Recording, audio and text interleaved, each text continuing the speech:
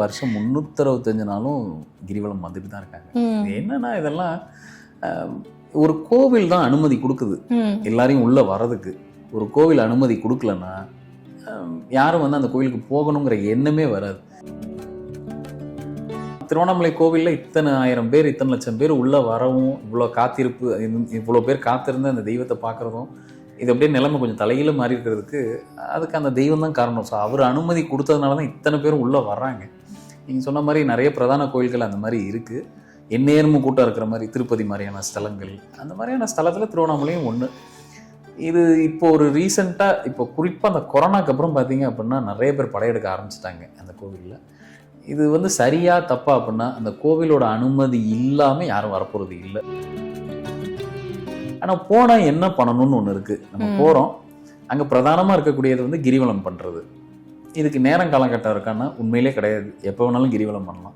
இப்போ எல்லாருமே இப்போ இத்தனை ஆயிரம் பேர், இத்தனை லட்சம் பேர் கிரிவலம் வர இடத்துல நம்மளும் போய் கிரிவலம் பண்ணலாமான்னா ஆமாம் பண்ணலாம். ஏன் அப்படின்னா, எப்பயுமே நிறைய பேர் ஃபுட்ஃபால்னு சொல்கிறோம் இல்லையா, நம்மளோட நிறைய பேரோட காலடி ஒரு இடத்துல படும்போதே நம்ம ஒரு இடத்துக்கு போகிறோம், அந்த மாதிரி ஒரு இடத்துக்கு போகிறோம்னா நம்ம கர்மா அந்த இடத்துல இறங்குதுன்னு அர்த்தம்.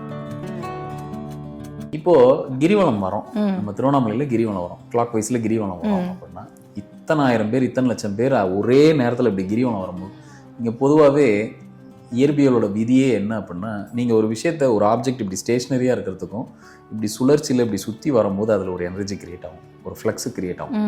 அப்போ இத்தனை ஆயிரம் பேர் இப்படி சுற்றி வந்தால் அந்த இடத்துல என்ன கிரியேட் ஆகும்? ஒரு எனர்ஜி கண்டிப்பாக கிரியேட் ஆகும்.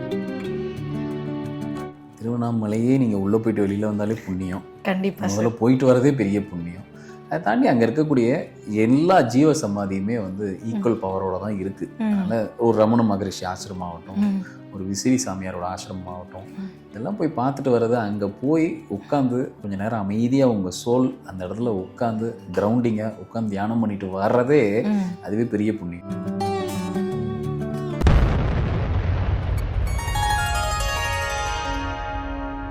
ஸ்ரீ மகாஸ் இன்ஃபினிட்டி நேயர்களுக்கு நர்மதாவின் அன்பான வணக்கம்.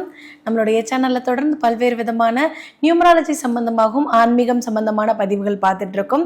அந்த வகையில இன்னைக்கு நம்ம பார்க்க போற இந்த ஒரு பதிவுல ஆன்மீகம் சம்பந்தமான பல்வேறு தகவல்களை நமக்கு தர்றதுக்காக நம்ம கூட இன்னைக்கு பிரசன்ன ஜோதிடர் ஆஸ்ட்ரோ நியூமராலஜிஸ்ட் டாக்டர் மகாஸ் ராஜா அவர்கள் இணைஞ்சிருக்கிறாங்க. வணக்கம் சார். வணக்கம்மா. சார், இப்போ வந்து சிவன் கோவில் பத்தி நம்ம முந்தைய பதிவுகளில் பேசிட்டு இருந்தோம் சார். சிவன் ஆலயத்துக்கு போகணும், சிவனை பார்க்கணும் அப்படின்னாலே சிவனுடைய அனுமதி இருந்தால் மட்டும்தான் அங்கே போகிறது, இல்லை அவனை தரிசிக்கிறது அப்படின்றது கண்டிப்பாக வாய்ப்பு அமையும் சார். அப்படி இருக்கும் பொழுது இப்போ வந்து இவங்களுக்கா அப்படின்ற அளவுக்கு போட்டி நடக்குது அப்படின்னே சொல்லலாம் சார். திருப்பதி கூட்டத்தை விட இன்னைக்கு திருவண்ணாமலைக்கு வரக்கூடிய உங்களுடைய கூட்டம் அதிகரிச்சிருக்கு அப்படின்ற மாதிரி ஒரு டாக் வந்து போயிட்டு இருக்கு சார். அது பார்க்குறோம், கண்ணு முன்னாடி பார்க்குறோம். ஏன்னா வந்து அங்கே இருக்கக்கூடிய மக்கள் அவ்வளோ அலையலையா வந்து கிரிவலம் போகிறதும் சிவனை தரிசனம் பண்றதையும் நம்ம பார்க்கிறோம் சார். தமிழ் மக்கள் அப்படின்றத தாண்டி வந்து அங்க நிறைய வந்து கனடாவை சார்ந்தவர்களும் ஆந்திராவை சார்ந்த மக்களும் வந்து நிறைய வந்து படையெடுக்கிறாங்க சார் அந்த கோவிலுக்கு தொடர்ந்து. ஏன் அப்படி வர்றாங்க? இவ்வளவு வருஷமா அந்த சிவன் கோயில் அங்கதான் இருந்தது, இப்ப திடீர்னு ஏன் இவ்வளவு மக்கள் வர்றதுக்கு காரணம் என்னங்க? ஈவன் வந்துட்டு அங்க இருக்கக்கூடிய ஆட்டோக்காரங்கள்ல இருந்து பூ விற்கிறவங்க எல்லாம் வந்து வேற மொழிகள்ல பேசி நம்ம கிட்ட கேட்கறாங்க, பூ வேணுமா, ஆட்டோ வேணுமா அப்படின்றத கூட கன்னடத்திலயும் இல்ல வந்து தெலுங்குலையும் பேசி கேட்கறாங்க சார். அப்படி ஒரு மாற்றம் நிகழ்ற அளவுக்கு என்ன நடக்குது அங்க? ஏன் இவ்வளவு பேர் வர்றாங்க? என்ன நடக்குது சார்? அதை பத்தி எங்களுக்கு கொஞ்சம் சொல்லுங்க சார். அந்த கோவில் வந்து நான் ரொம்ப சின்ன வயசுல, நான் சொல்றது வந்து ஒரு 97, 98 அந்த மாதிரியான காலகட்டங்களில் பார்க்கும்போது எனக்கு நல்ல அந்த சின்ன வயது ஞாபகங்கள் நல்லாவே இருக்கு. என்னன்னா, என்னோட அப்பாவோடையோ நான் ஃபேமிலி மெம்பர்ஸோட போகும்போது அந்த கோவிலோட காட்சி எப்படி இருந்தது அப்படின்னா, அப்பா வந்து அந்த கோவிலோட அதாவது முன்னாடி அந்த கோவிலுக்குன்னு சொத்து இருக்கும் இல்லையா, முன்னாடி உள்ள சொத்து இதெல்லாம் பார்த்தீங்கன்னா வாடகைக்கு விட்டுருப்பாங்க. ஏன்னா ஆள் நடமாட்டமே இருக்காது பெருசா கோவிலை சுத்தி. நான் நல்லா பார்த்துருக்கேன், நெல்லா குமிச்சு வச்சிருப்பாங்க அந்த இடத்துல, நிறைய நெல் காய போட்டு வச்சிருப்பாங்க, அப்படிலாம் பார்த்துருக்கேன். உள்ள ஆள் நடமாட்டமே இருக்காது. இப்ப நம்ம போனோம்னா நம்ம மட்டும்தான் இருப்போம் அந்த அவ்வளவு பெரிய கோவில்ல. ஸோ அப்படிலாம் வந்து நான் வந்து அந்த கோவிலை பார்த்து ரசிச்சிருக்கேன், இருந்திருக்கேன். நான் இண்டிவிஜுவலாக நான் கொஞ்சம் என்னோட ஸ்பிரிச்சுவல் நாலேஜ் தேடுறதுக்காக அதுக்கப்புறம் நான் சொல்கிற ஒரு 2002, 2003 அந்த 2005, 2006 காலகட்டங்கள்லாம் போகும்போது பார்த்தீங்கன்னா அப்படியே ஒரு நிசப்தமாக இருக்கும். நீங்கள் வீக் டேஸ்லாம் போனீங்கன்னா இந்த சனி ஞாயிறில் தான் கொஞ்சம் மக்கள் வருவாங்க, மற்றது பௌர்ணமிலாம் அப்போவே வந்து கூட்டம் நிறையா இருக்கும். மற்ற வார நாட்களில் பார்த்தீங்கன்னா ஆள் நடமாட்டமே இருக்காது. நீங்கள் போனீங்கன்னா நீங்கள் மட்டும்தான் இருப்பீங்க அந்த கோவிலில். அப்படி தான் இருந்தது.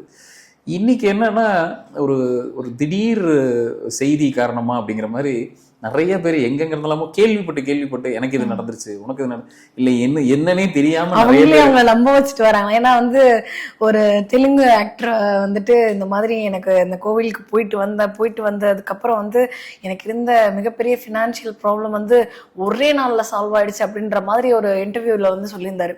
அதுக்கு பிறகுதான் நிறைய மக்கள் வர தொடங்கினாங்களோ அப்படின்ற மாதிரியான ஒரு பார்வை கூட இருக்கு. இப்படி நிறைய பேருடைய ரீசன்ஸ் இருக்கலாம். பட் இருந்தாலும் அமாவாசை பௌர்ணமிகள்ல கிரிவலம் போனதை தாண்டி இன்னைக்கு மட்ட மதியானமா இருந்தாலும் பரவாயில்ல, நான் கிரிவலம் போயே தீருவேன் அப்படின்னு போறவங்களே நம்ம பார்க்க முடியுது சார். 24/7 இப்ப நடந்துகிட்டே தான் இருக்கு. வருஷம் 365 நாளும் கிரிவலம் வந்துட்டு தான் இருக்காங்க. என்னன்னா இதெல்லாம் ஒரு கோவில் தான் அனுமதி கொடுக்குது எல்லாரையும் உள்ள வர்றதுக்கு. ஒரு கோவில் அனுமதி கொடுக்கலன்னா யாரும் வந்து அந்த கோவிலுக்கு போகணுங்கிற எண்ணமே வராது. ரொம்ப பிரபலியமான சில கோவில்லாம் இருக்கு, ரொம்ப பவர்ஃபுல்லான சில தெய்வங்கள் உள்ள கோவில்ல ஆள் நடமாட்டமே இருக்காது. இன்னைக்கு அந்த மாதிரி இருக்கு. இன்னைக்கு இப்ப அந்த திருவண்ணாமலை கோவில்ல இத்தனை 1000 பேர், இத்தனை லட்சம் பேர் உள்ள வரவும், இவ்வளவு காத்திருப்பு, இவ்வளவு பேர் காத்திருந்து அந்த தெய்வத்தை பாக்குறதும், இது அப்படியே நிலைமை கொஞ்சம் தலையில மாறி இருக்கிறதுக்கு அதுக்கு அந்த தெய்வம் தான் காரணம். ஸோ அவர் அனுமதி கொடுத்ததுனாலதான் இத்தனை பேரும் உள்ள வர்றாங்க. நீங்க சொன்ன மாதிரி நிறைய பிரதான கோயில்கள் அந்த மாதிரி இருக்கு. எந்நேரமும் கூட்டம் இருக்கிற மாதிரி திருப்பதி மாதிரியான ஸ்தலங்கள், அந்த மாதிரியான ஸ்தலத்துல திருவண்ணாமலையும் ஒண்ணு. இது இப்போ ஒரு ரீசெண்டாக இப்போ குறிப்பாக அந்த கொரோனாக்கு அப்புறம் பார்த்தீங்க அப்படின்னா நிறைய பேர் படையெடுக்க ஆரம்பிச்சிட்டாங்க அந்த கோவிலில். இது வந்து சரியா தப்பா அப்படின்னா அந்த கோவிலோட அனுமதி இல்லாமல் யாரும் வரப்போகிறது இல்லை. கண்டிப்பா சார். ஸோ அந்த அனுமதி இருக்கிறனால தான் இத்தனை 1000 பேர் வர்றாங்க. இப்போ இதில் இப்படியும் நம்ம பார்க்கலாம் இல்லையா, இவ்வளோ பேர் வரப்போகிறாங்கன்ற என்ன ஒரு ஒரு தாட் இருந்ததுன்னா அந்த கோயிலை கட்டும் போதே பாருங்க, இவ்வளோ பேர் வந்துமே அந்த கோயில் எதுவும் திணறல. ஆமா, அவ்வளோ பேர் அங்கே உள்ள சுற்றுற அளவுக்கு அங்கே கோவிலில் இடம் இருக்கு. டவுன் வேணா மேபி சின்னதாக இருக்கலாம், பட் கோவிலோட அளவுன்னு பார்த்தீங்கன்னா ரொம்ப பிரதானமாக ரொம்ப பெருசாக தான் பண்ணியிருக்காங்க.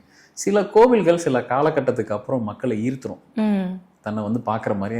அந்த கோவில் இது எப்படின்னா நமக்கு எப்படி ஒரு தசாபுத்தி நடக்குதோ அந்த மாதிரி கோவிலும் ஒரு டைம் லைன் வச்சு தான் வேலை பார்க்குது. மதுரை மீனாட்சி அம்மன் கோவில் அந்த டைம் லைன் வச்சு தான் வேலை பார்க்குது. அந்த மாதிரி ஒவ்வொரு கோவிலும் அது ஒரு டைம் லைன், யாரெல்லாம் கூப்பிடணும், எத்தனை பேரை வர வைக்கணும், எப்படி பண்ணணும் அப்படிங்கிறதுக்கு அது ஒரு இது ஒரு ஆட்டோமேட்டிக் சிஸ்டம் மாதிரி.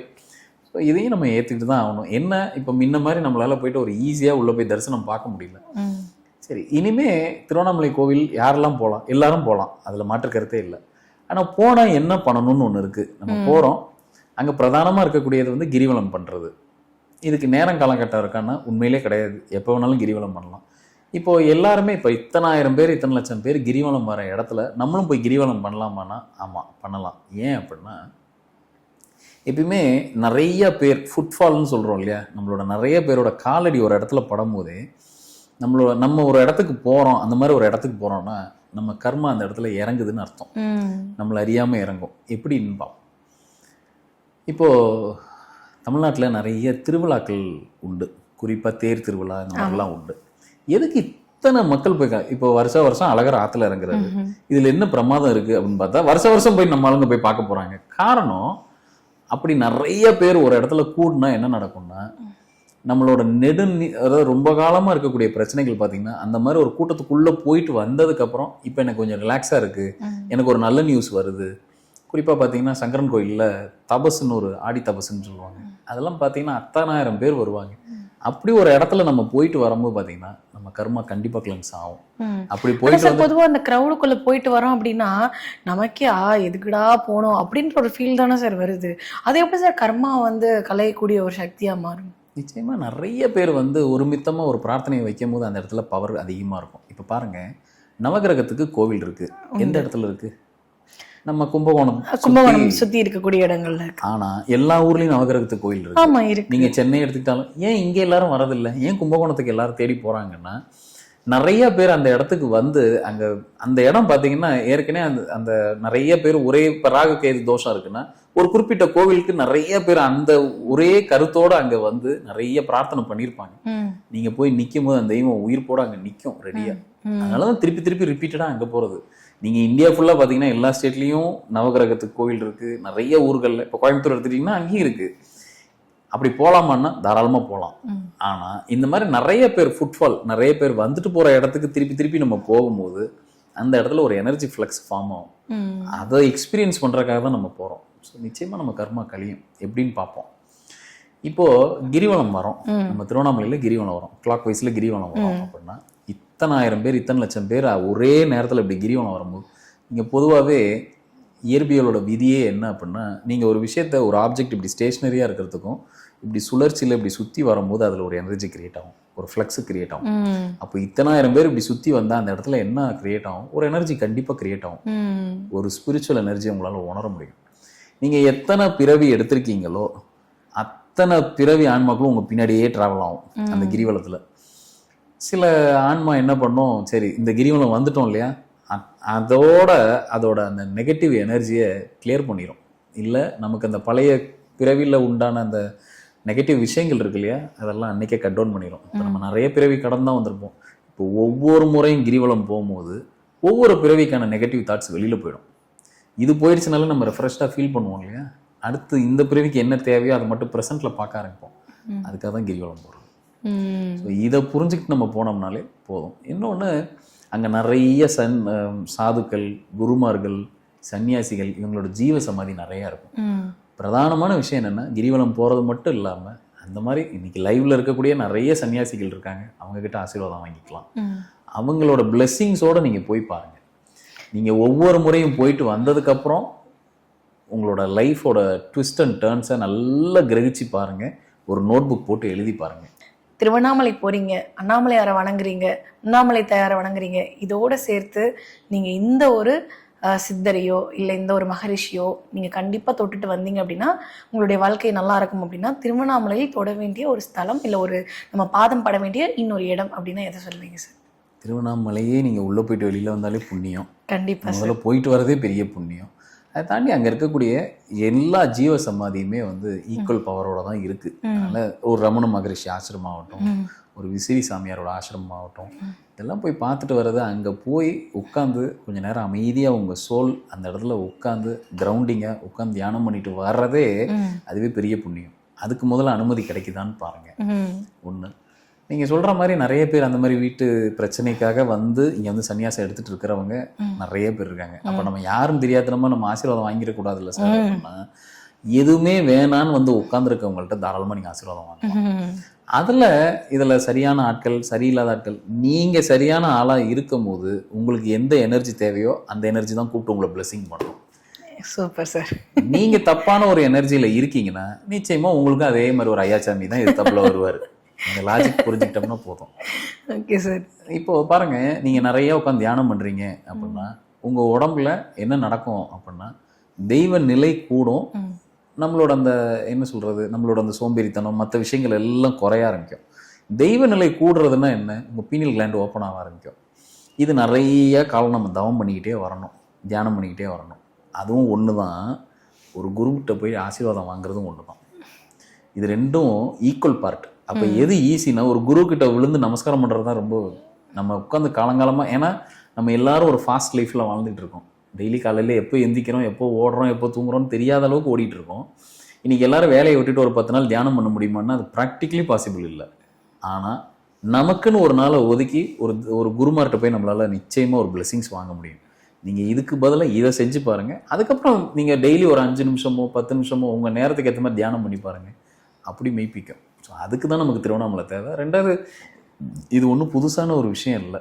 அப்படி வீட்டில் இருக்க பிரச்சனை தாங்க முடியாமல் இல்லை கர்மா தரும் பிரச்சனையை தாங்க முடியாமல் நிறைய கோவில்களில் அந்த மாதிரி சன்னியாசம் இருக்கிறவங்க இருக்காங்க. திருவண்ணாமலையில் ஏன் பிரதானம் அப்படின்னா அந்த இடம் நிறைய பேரை ஈர்க்கும்.